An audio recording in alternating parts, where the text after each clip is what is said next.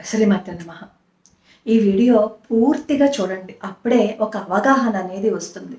మనం ఏం చేయకూడదు, ఏం చెయ్యాలి అనేది మనకు అర్థమవుతుంది. నా స్నేహితురాలు 2 రోజుల క్రితం ఫోన్ చేసిందనమాట. చేయడమే ఏడుపు మొదలెట్టేసింది. అంతవరకు నాతో బానే మాట్లాడేది. కానీ ఎప్పుడూ తను ఇంత బాధపడడం చూడలేదు. సరే అడిగాను, "ఎందుకు ఇంత బాధపడిపోతున్నావు? ఏమైంది?" అంటే ఆ అమ్మాయి అసలు విషయం చెప్పిందనమాట. అది వింటే నాకే మైండ్ పోయిందేమో అని అనిపించింది. అంతగా ఆ అమ్మాయి బాధపడుతుంది. వాళ్ళ ఇంట్లో వాళ్ళ ఆయన ఒక ఆన్‌లైన్ గురువు గారిని ఎంచుకున్నారట. ఈ మధ్య చూస్తూనే ఉన్నాం కదా! సామాజిక మాధ్యమంలో ఆన్‌లైన్‌లో ఈ శ్రీచక్రార్చన చేయటము, ఈ బీజాక్షరాలను ఇచ్చేయటము, అందరికీ ఓపెన్‌గా బీజాక్షరాలని ఉపదేశం చేయటము, ఇవన్నీ చూస్తున్నాం కదా! ఇతను కూడా ఏం చేశాడు అంటే, ఇంట్లో చాలా మంచి జరుగుతుందని చెప్పి, ఇప్పుడు వారాహి అమ్మవారి యొక్క పూజలు జరుగుతున్నాయి కదా! ఈ వారాహి అమ్మవారి హోమం చేయమన్నారట.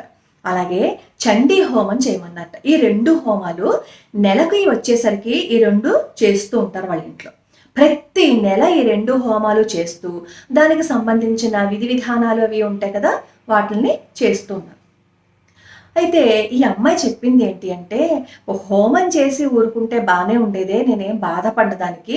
ఎందుకంటే పోనీ ఎవరో ఒకళ్ళని పిలిపించి హోమం చేసుకుంటున్నారు కదా అని నేను అనుకునేదాన్ని. కానీ ఇది ఎంతవరకు వెళ్ళిపోయింది అంటే, ఈ ఆన్‌లైన్ వాళ్ళు ఇచ్చే బీజ మంత్రాలను తీసుకొని పొద్దున్నుంచి సాయంత్రం దాకా ఆ బీజ మంత్రాలను అలా పఠిస్తూ, ఈ హోమాలు అవి నెలకొచ్చేసరికి చేయిస్తుంటే ఇంట్లో పిచ్చెక్కిపోతుంది. ఏం చేయాలో కూడా అర్థం కావటం లేదు. ఇంక ఈయన పరిస్థితి ఎలా వచ్చేసింది అంటే, ఎక్కడ చూసినా వారాహి అమ్మవారు కనిపిస్తున్నారు. ఇంక గోడ మీద చూసినా, తలుపుల్లో చూసినా, బట్టల్లో చూసినా, అన్నంలో చూసినా, ఎక్కడ చూసినా వారాహి అమ్మవారు కనిపిస్తున్నారనే ఒక ఇల్యూషన్‌లోకి వెళ్ళిపోయారు. మాకేమో చెప్తూ ఉంటారు, అదిగో అక్కడ అమ్మ కనిపిస్తుంది, అమ్మ కనిపిస్తుంది అంటారు. మేమొచ్చి చూస్తే అక్కడ ఎవరు ఉండరు. ఏం లేదు, మాకేం కనిపించట్లేదు అంటే, మీకు కనిపించదు, నేనే గొప్పవాడిని, నేనన్ని పూజలు చేశాను కాబట్టి నాకు కనిపిస్తున్నాడని చెప్పి అంటున్నారే. నాకు ఏం చేయాలో అర్థం అవ్వట్లేదు. మొన్న ఏమైంది అంటే, ఇంట్లో నేల మీదేమో వారాహి అమ్మవారు కనిపిస్తున్నారని చెప్పి ఆవిడని తొక్కకూడదని చెప్పి అడుగేమో దూరంగా వేశారు. దాంతో కింద పడ్డారు. కాలి ఎముక విరిగింది. ఆ కట్టు కడితే ఏమో 6 నెలలేమో బెడ్ రెస్ట్ అన్నారు. ఆ తర్వాత మళ్ళీ అది కాలు అతికిన తర్వాత మళ్ళీ ఇలాగే ఇవన్నీ చేస్తూ ఉన్నప్పుడు ఒకరోజు బయటికి వెళ్తూ ఉంటే, ఆయన సైకిల్ మీద వెళ్తారు, బండి వాడరు. అలా వెళ్తున్నప్పుడు సైకిల్ ఎదురుగుండా వారాహి అమ్మవారు కనిపించారట. ఎక్కడో వారాహి అమ్మవారిని గుద్దేస్తానేమో అని చెప్పి ఆ సైకిల్ ఇలా పక్కకి తిప్పారట. సైకిల్‌తో పాటు కింద పడ్డారు. ఆ చెయ్యి విరిగిపోయింది. నాకు భయం వేస్తుంది. ఎక్కడ చూసినా వారాహి అమ్మవారు కనిపిస్తున్నారని చెప్పి నిద్రపోవడం మానేశారు, తినడం మానేశారు, నడవడం మానేశారు. ఆఖరికి ఉద్యోగం కూడా మానేసి ఇంట్లో కూర్చున్నారు. భగవంతుడి దయ వల్ల ఏదో మా అత్తగారికి కాస్త ఆస్తి ఉంది కాబట్టి ఏదో తినడానికి అలా రోజులు గడిచిపోతున్నాయి. ఈ సమస్య నుంచి బయటపడాలి అంటే నాకు అర్థం కావటం లేదే. ఇలా ఈ ఆన్‌లైన్ గురువుల దగ్గర నుంచి హోమాలు చేయించుకోవడానికి ఒక్కసారి వాళ్ళ వల్లలోకి వెళ్ళాము అంటే తిరిగి బయటికి రావడానికి మా వల్ల అవ్వటం లేదు. ఎందుకంటే ఓసారి మొదలుపెట్టిన తర్వాత బయటికి రావాలి అంటే భయం. మధ్యలో వదిలేస్తే మరి ఏమైనా ఇబ్బందులు ఎదురవుతాయేమో అని చెప్పి దాన్ని వదలలేకపోతున్నామే అని చెప్పి పాప ఎంతలా ఏడ్చిందో. నాకు నిజంగా చాలా జాలనిపించింది అనమాట. వాళ్ళ ఆయన ఏం చేసేవట, పోనీ ఆ అడుగులు పడుతున్నాయి, ఈ వారాహి అమ్మవారు ఉన్నారు అని చెప్పి ఇంట్లో కూర్చోకుండా అవన్నీ ఫొటోస్ తీసి అందరికీ పంచిపెట్టేవట. అదిగో అందులో వారాహి అమ్మవారు ఉన్నారు అని చెప్పి. అతనికి ఆ వారాహి అమ్మవారు కనిపిస్తున్నారు కానీ మిగతా వాళ్ళందరికీ అందులో వారాహి అమ్మవారు కనిపించరు కదా! అంత తేలిగ్గా వారాహి అమ్మవారు ఎలా కనిపించేస్తారు చెప్పండి? దానికి ఎన్ని జన్మల అదృష్టం ఉండాలి? ఎంత ఉపాసన ఉండాలి చెప్పండి? ఇతను పోనీ వాళ్ళ ఇంట్లో ఏమైనా సమస్యలు అవన్నీ సద్దుమణిగాయా అంటే, సమస్యలు అంతకంతకే ఎక్కువైపోతున్నాయి. అప్పుడైనా ఇతను అర్థం చేసుకొని పోనీ ఈ హోమాలవన్నీ ఆపేస్తాడా అంటే ఆపడు. పోనీ భార్య చెప్తే నీకేం తెలీదు, మా గురువుగారు చెప్పారు చేసుకోమని చెప్పి అని వాదిస్తాడట. నిజంగా ఈ ఆన్‌లైన్‌లో ఈ బీజాక్షరాలు వాళ్ళు అలా ఇవ్వచ్చా? నిజంగా వాళ్ళకి ఉపాసన అనేది తెలుసుంటే అందరికి ఎవరికి పడితే వాళ్ళకి బీజాక్షరాలు ఇవ్వచ్చా చెప్పండి? దయచేసి ఇలా ఆన్‌లైన్‌లో ఎవరైనా బీజాక్షరాలు ఇచ్చినా, శ్రీచక్రం తీసుకోమని చెప్పినా, బహిరంగంగా ఎవరికైనా సరే బీజాక్షరాన్ని మేము ఉపదేశం చేస్తున్నాము, అది మీరు చేసుకోండి అన్నా దయచేసి ఇలాంటి పనులు చేయకండి. ఎందుకంటే గృహస్థాశ్రమంలో ఉన్నవాళ్ళం కొన్నిటిని మాత్రమే మనం పాటించాలి. కొన్నింటిని మనం పాటించకూడదు. కొన్ని తంత్రశాస్త్రంలో ఉంటే వాళ్ళు పాటించాలి. ఎందుకంటే ఆ నియమాలు, ఆ విధి విధానాలన్నీ వాళ్ళకి తెలుస్తాయి కాబట్టి వాళ్ళు చేస్తారు. గృహస్థకి కొన్ని ధర్మాలను మాత్రమే భగవంతుడు చెప్పాడు. అవి చేస్తే మనకు సరిపోతుంది కదా. మన బాధ్యతలని, మన కర్తవ్యాలని సక్రమంగా మనం చేశాము అని అనుకోండి, అంతకు మించిన పూజ ఏమైనా ఉంటుందా చెప్పండి. ఇప్పుడు ఆ కుటుంబంలో వాళ్ళు ఎదుర్కొంటున్న పరిస్థితికి కారణం ఎవరు చెప్పండి. ఆవిడొక్కరే అనుకుంటున్నారా అలా బాధపడేది? నాకు మెయిల్స్ కూడా చేశారు కొంతమంది. వాళ్ళు ఏంటి అంటే ఒక స్తోత్రం అనమాట. ఆ స్తోత్రాన్ని ప్రతిరోజు చేస్తూ ఉండేవారట. అలా చేస్తూ ఉంటే ఆవిడ స్థితి ఎలా అయిపోయింది అంటే ఇంక చుట్టూ సూక్ష్మ శరీరంలో ఎవరో తిరుగుతున్నారేమో అని చెప్పి ఆవిడకి ఆకారాలు అవి కనిపించడం మొదలుపెట్టాయంట. ఆ స్థితిలో ఆవిడ చాలా భయపడిపోయారట. ఇదేంటి నా చుట్టూతా ఇన్ని ఆకారాలు కనిపిస్తున్నాయి, ఎందుకు ఇలా జరుగుతోంది అని చెప్పి ఆవిడ భయపడిపోతూ ఆవిడ నాకు మెయిల్ రాశారనమాట. నాకు ఎందుకు ఇలా జరుగుతుందో నాకు అర్థం కావటం లేదు. అప్పుడు నేను మీ ఛానల్లో చూశాను, ఈ వారాహి అమ్మవారిని ఇంట్లో మనం అర్చన చేసుకోకూడదు, ఉగ్రదేవతలని మనం ఆరాధన చేయకూడదని చూశానండి. అప్పటి నుంచి నేను ఆ స్తోత్రం చేయటం మానేశాను అని చెప్పి పాపం ఆవిడ కూడా రాశారు. ఇలా ఎంతమంది రాస్తున్నారో ఈరోజు ఇప్పుడు కూడా మన ఛానల్ ఓపెన్ చేసి చూస్తే అక్కడ ఒక కామెంట్ కనిపిస్తూ ఉంటుంది. ఇప్పుడు ఎవరైనా సరే మాకు మంచి జరిగింది అని చెప్పడానికి మాత్రమే చెప్తారు తప్ప మాకు ఇలా జరిగింది అని సీక్రెట్గా మాత్రమే చెప్తారు. మరి ఇంతమంది బాధపడుతున్నప్పుడు మనం ఆన్లైన్లో మనకి తెలిసి తెలియకుండా ఈ హోమాలు చెప్తున్నారని చెప్పి ఈ హోమాలు చేయటము, బీజాక్షరాలను తీసుకోవటము, ఈ శ్రీచక్రాలను తీసుకోవటము అవేం చేయకండి. అవి చేస్తే ఇప్పుడు బాగానే ఉన్నట్టు మనకి కనిపిస్తుంది, కానీ ఆ తర్వాత లాంగ్ రన్లో మనకి దెబ్బ కొట్టేస్తుంది. ఇప్పుడు కొత్తగా మార్కెట్లోకి ఎవరో ఒకళ్ళు ఒక కొత్త దేవతను దింపుతారు, వెంటనే మనం ఆ పూజలు చేయడానికి ప్రయత్నిస్తూ ఉంటాం. సామాజిక మాధ్యమం కనుక ఓపెన్ చేసి చూసినట్లయితే ప్రతి ఛానల్లోనూ వాళ్ళు ఇంటర్వ్యూలు ఇస్తున్నప్పుడు ఏం మాట్లాడతారు, మేము నరసింహస్వామితో మాట్లాడామని, అమ్మవారితో మాట్లాడామని, అమ్మవారు మాకు కల్లో కనిపిస్తారని, ఇంకా అమ్మవారు మా ఇంట్లో వచ్చి కూర్చున్నారని, నాతో ఇలా పూజలు చేయించుకుంటున్నారని, నాతో ఇవన్నీ చేయించుకుంటున్నారు, నేను లోక కళ్యాణం కోసమే పుట్టాము అని చెప్పి ఎంతమంది ఇప్పుడు వీడియోస్లో ప్రచారం అయిపోతున్నారో ఒకసారి చూడండి. కొంతమంది ఏమో నేను ఆత్మలతో మాట్లాడతాను, నాకు ఆత్మలేమో కనపడిపోతున్నాయి అంటారు. అంటే వీళ్ళందరూ దేవుళ్ళతోనే మాట్లాడతారు, లేదు అంటే ఆత్మలతో మాట్లాడతారు. మనుషులతో వీళ్ళు ఎవరు మాట్లాడరు అనమాట. అంతే కదా. అసలు ఇంత దారుణంగా వాళ్ళు అక్కడ ఇంటర్వ్యూలు చేయటం ఏంటి, వాళ్ళు చెప్పడం ఏంటి, దాన్ని చూసి ఆహా నిజంగా నువ్వు దేవతవు కాబట్టే నీకు అమ్మవారు కనిపించారని, నువ్వు దేవుడు కాబట్టే నీకు స్వామివారు కనిపించారని, అయ్యి బాబు నువ్వు ఇంత గొప్పవాడు కాబట్టే నీకు ఆత్మలు కనపడుతున్నాయని చెప్పి అక్కడి నుంచి కింద మీ అడ్రస్ ఎక్కడ, మీ ఫోన్ నెంబర్ ఎక్కడ, మేము మీ ఇంటికి వస్తాం, నాకు ఈ కష్టాలు ఉన్నాయి, ఈ బాధ నుంచి మమ్మల్ని బయటపడేసే మార్గం చూపించండి అని చెప్పి వరుస పెట్టి కింద కామెంట్లు. మనం ఎక్కడికి వెళ్ళిపోతున్నాం? మహాస్వామి వారు ఏం చెప్తారో తెలుసా, ఎవరు ఏది చెయ్యాలో దాన్ని మాత్రమే చెయ్యండి. పిల్లలు చదువుకోవాల్సిన సమయంలో చదువుకోవాలి, వాళ్ళు స్కూల్కి వెళ్ళాలి, రోజుకి ఒక్కసారి దేవాలయానికి వెళ్ళి భగవంతుడికి దండం పెట్టుకుని ఆ తర్వాత వాళ్ళు స్కూల్కి వెళ్ళిపోవాలి. ఎవరి కర్తవ్యాన్ని, ఎవరి బాధ్యతని వాళ్ళు అది నిర్వర్తించాలి సక్రమంగా. అంతే తప్ప పిల్లల్ని చదువుకునే వయసులో దాన్ని చదువు అనిపించేసి ఈ రాజకీయాల్లోకి వెళ్ళు, నువ్వేమో ఈ ఆధ్యాత్మికంగా వెళ్ళు అని చెప్పి మనం చెప్పడం చాలా పొరపాటు. అసలు అలా చెయ్యకూడదు. ఈ రోజు పిల్లలు బాగా చదువుకుంటేనే రేపు పొద్దున మన దేశానికి వాళ్ళు బాగా ఉపయోగపడతారని చెప్పి పరమాచార్య స్వామి వారు చెప్తారు. కానీ మనం ఏం చేస్తున్నాము, ఈ ఛానల్స్లో వాళ్ళు ఇంటర్వ్యూలు చేస్తూ ఉంటే ఆహా నిజమే కదా, ఈ వయసులో ఇంత భక్తి వచ్చింది వాళ్ళకి, మన పిల్లలకి కూడా ఇంత భక్తి రావాలి అని చెప్పి మనం కూడా వాళ్ళని ఏం చేస్తున్నాం అంటే అదే మూసలోకి మనం వాళ్ళని తోసేస్తున్నాం. మీరు కూడా అలాగే ఉండండి, మీరు కూడా అలాగే చెయ్యండి అని. మరి అమ్మవారు మాట్లాడుతూ ఉంటారు కదా వీళ్ళందరితోటిను, నరసింహస్వామి వారు మాట్లాడుతూ ఉంటారు కదా వీళ్ళందరితోటిను.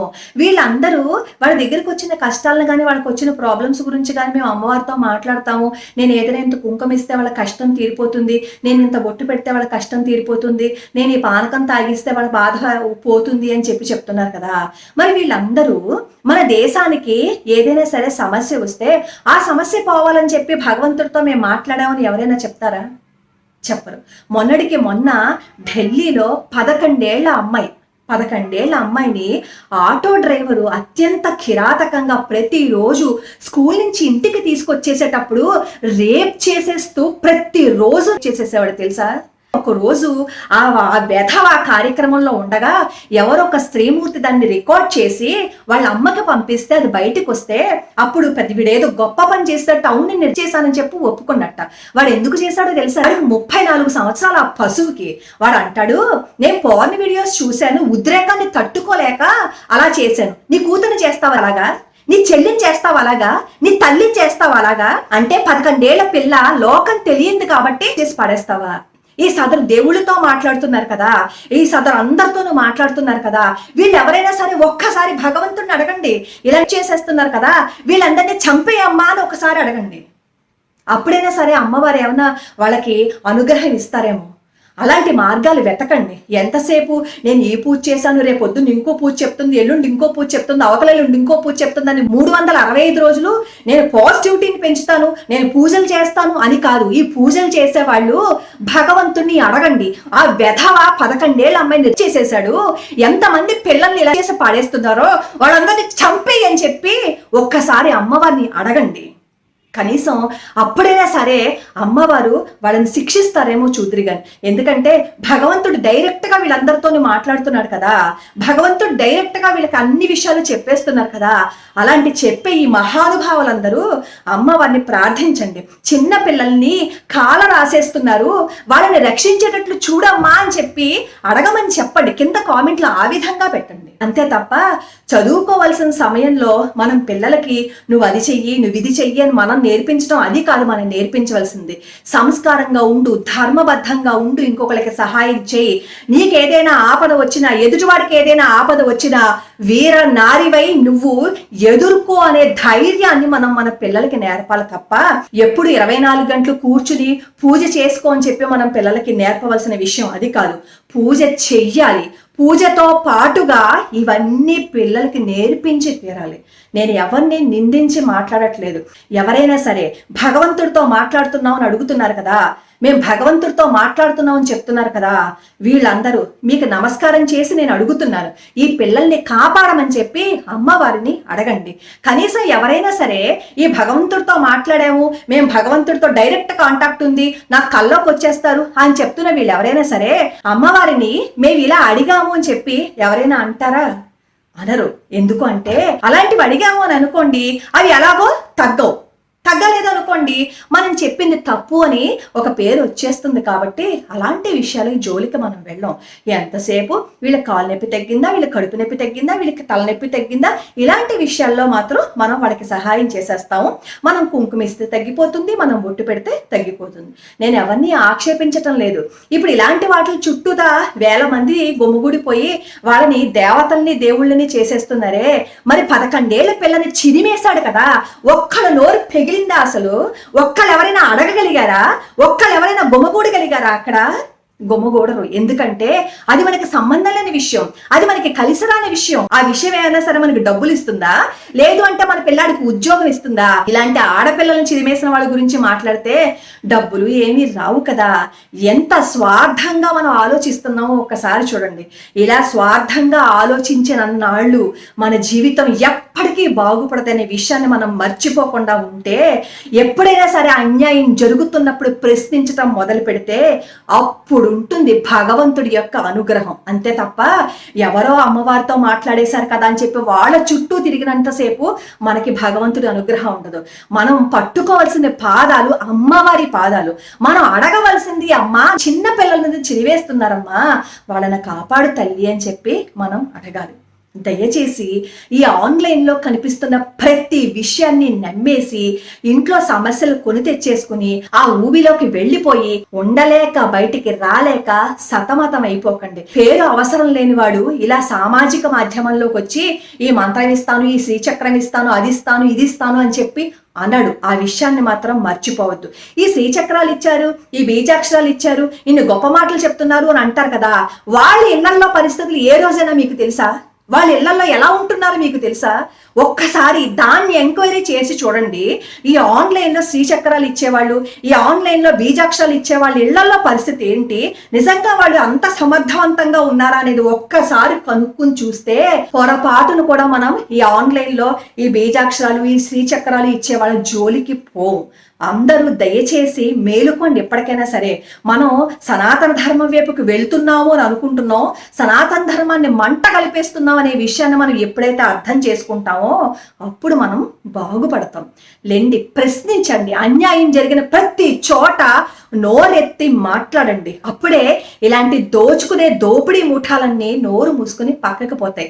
ఇంతమంది చెప్తున్నారే శ్రీచక్రం చేసుకోండి, ఈ మంత్రం చేసుకోండి, ఆ మంత్రం చేసుకోండి, అమ్మవారు కనిపించారు, ఈ పూజ చేసుకోండి, పాలాభిషేకం చేసుకోండి, నీలాభిషేకం చేసుకోండి అని ఇంతమంది చెప్తున్నారే, నీ జీవితం బాగుపడడానికి భగవద్గీత భగవంతుడు ఇచ్చాడు, అది చదువుకో నీ జీవితం బాగుపడుతుందని ఎవడైనా చెప్తాడా?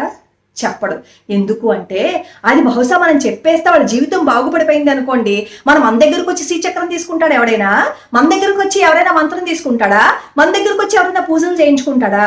శవం దగ్గర పెట్టే పుస్తకంగా చూసాం కాబట్టే మనం శవాలం అయిపోతున్నాం. కానీ మన మనస్సులో ఉండవలసిన పుస్తకము అని మనం ఎప్పుడైతే తెలుసుకుంటామో ఆ రోజే మన జీవితం బాగుపడుతుంది. నేను ఎవరిని నిందిస్తూ చెప్పలేదు, కానీ ఈ 2 సంఘటనలు నాకు చాలా బాధను తెప్పించాయి. మీరు కూడా ఒకసారి అర్థం చేసుకుని ఇలాంటివి ఏవైనా వస్తే దయచేసి స్పందించండి. లోకా సమస్త సుఖినో భవంతు, సర్వే జనా సుఖినో భవంతు.